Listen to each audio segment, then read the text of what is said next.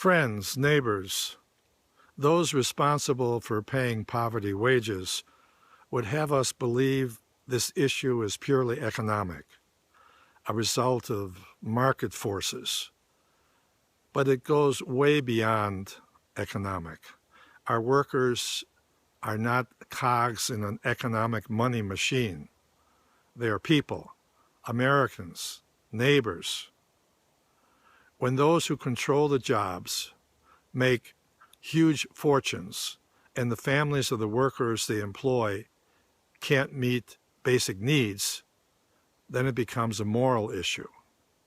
But the words moral issue don't quite describe the pain and damage caused by their predatory practices. In my Christian lexicon, this feeding upon the powerless is called sin.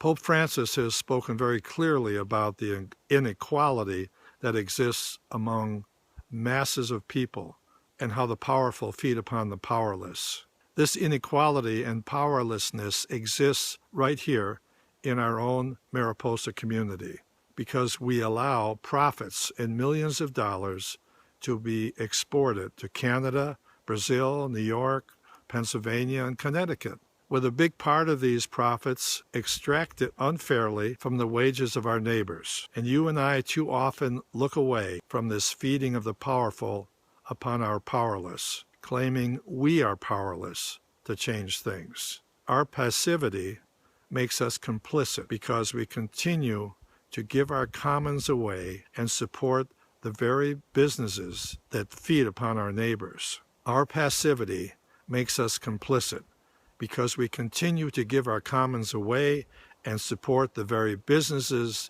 that feed upon our neighbors.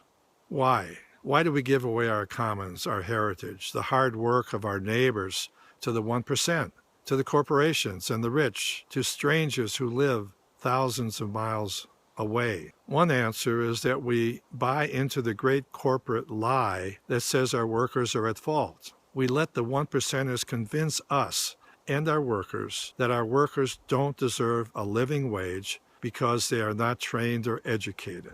Or they tell us they need to compete with workers in China or Detroit or some other such rubbish. Listen, this is not Detroit or China.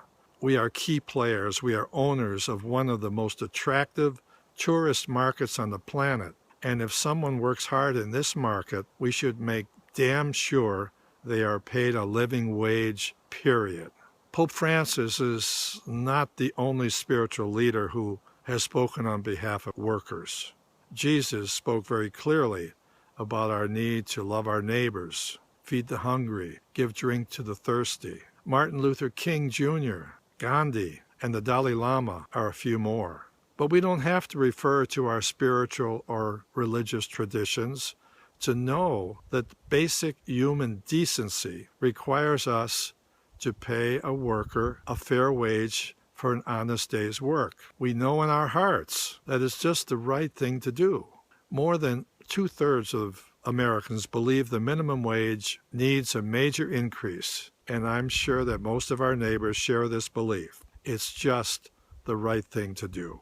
So please, don't give me that other corporate PR nonsense that says these are good jobs for our youth, but not for adults, because the reality is most minimum wage workers are not teenagers. Studies show that 75% of minimum wage workers are 20 or older. 25% of them are parents, and 2/3 of them are women. Still have some doubts? Then consider this. More than half of all the people receiving federal benefits like food stamps are employed. Let me say this again. More than half of all people receiving federal benefits like food stamps are employed. This means that you and I are subsidizing with our taxes every business that doesn't pay a living wage. Businesses like Walmart, Delaware North, Burger King, Subway, and Rite Aid, McDonald's, all of them run by 1%ers, all feeding upon the powerless. Neighbors, friends, don't let these corporate snake oil salesmen sell us a bill of goods. Remember, these foreign corporations are not our neighbors, and they're definitely not our friends.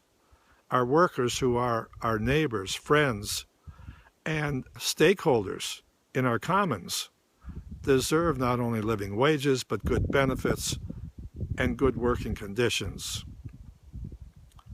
Just imagine for a moment what Mariposa would be like if everyone earned enough from their work to have enough to eat, a good place to live, and could take care of the basic needs of their family. Imagine Mariposa having a vibrant economy that attracted people to move here instead of one in which our kids are forced to leave after high school to seek a decent living. I say it's time for every person who considers Mariposa home, every owner and stakeholder in our Yosemite Gold Country Commons, our Mariposa Commons, to stand up and stand together with our neighbors.